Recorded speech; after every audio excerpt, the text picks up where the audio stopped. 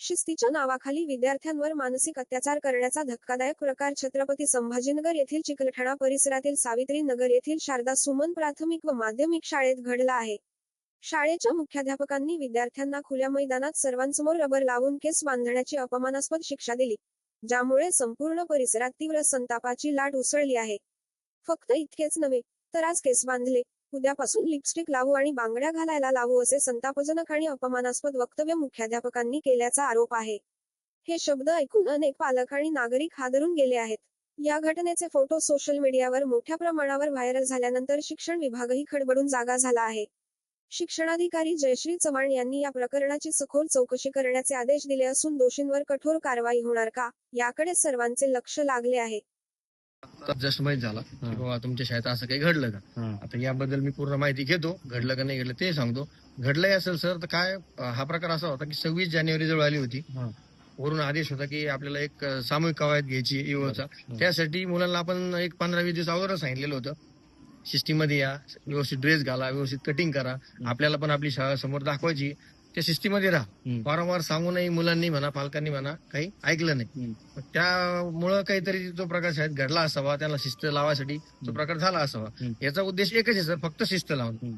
याच्यात वैयक्तिक कोणाशी काही राग नाही, काही नाही। बरं असं नाही पर्टिक्युलर एकच मुलगा आम्ही घेतला, जेवढ्या मुलांच्या कट्टी नव्हत्या तेच मुलं वर घेतले होते। आणि ते बघणारे आमचे काही पालक पण होते, त्यांनी आमचं कौतुक केलं की सर तुम्ही जे करताय ते योग्य करताय, मुलांना शिस्त लागलीच पाहिजे, बस एवढंच होतं। तुमचं नाव?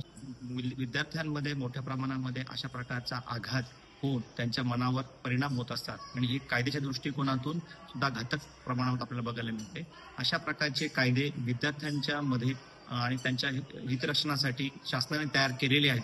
तर त्याच्या अनुषंगानं प्रत्येक शाळेने, पालकांनी आणि विद्यार्थ्यांमध्ये याची माहिती असणं आवश्यक आहे आणि त्याची कडक अंमलबजावणी करणं सुद्धा गरजेचं आहे। जर ही अंमलबजावणी होत नसेल तर निश्चितच आपण शिक्षण विभागामध्ये तक्रार करू शकता किंवा जिल्हाधिकारी कार्यालय येथील आत्ताच झालेल्या शालेय मानसिक स्वास्थ्य मुलांच्या संदर्भामध्ये त्यांचं टिकवण्यासाठी योजना या शासनाकडनं केल्या जातात, त्यामध्येही याच्यामध्ये आपल्याला फायदा घेता येऊ शकतो। ही माहिती त्या ठिकाणी देऊ शकतात। तर त्याचप्रमाणे या अशा घटना आहेत त्या अतिशय चुकीच्याच आहेत, तर त्या घटना पुन्हा होऊ नये यासाठी सर्वांनी दक्ष राहणं गरजेचं आहे। शारदा सुमन प्राथमिक व माध्यमिक विद्यालयाचे विद्यार्थी आहेत, त्यांच्या पालकांकडून तक्रार आली, त्यामुळे आम्ही या शाळेला व्हिजिट दिली आणि त्या भेटी अंतर्गत आमच्या असं लक्षात आलं की विद्यार्थ्यांचे केस वाढलेले होते आणि त्यामुळे शिक्षकांनी त्या विद्यार्थ्यांना ताकीद दिली आणि काय केस वगैरे रबर वगैरे बांधलं।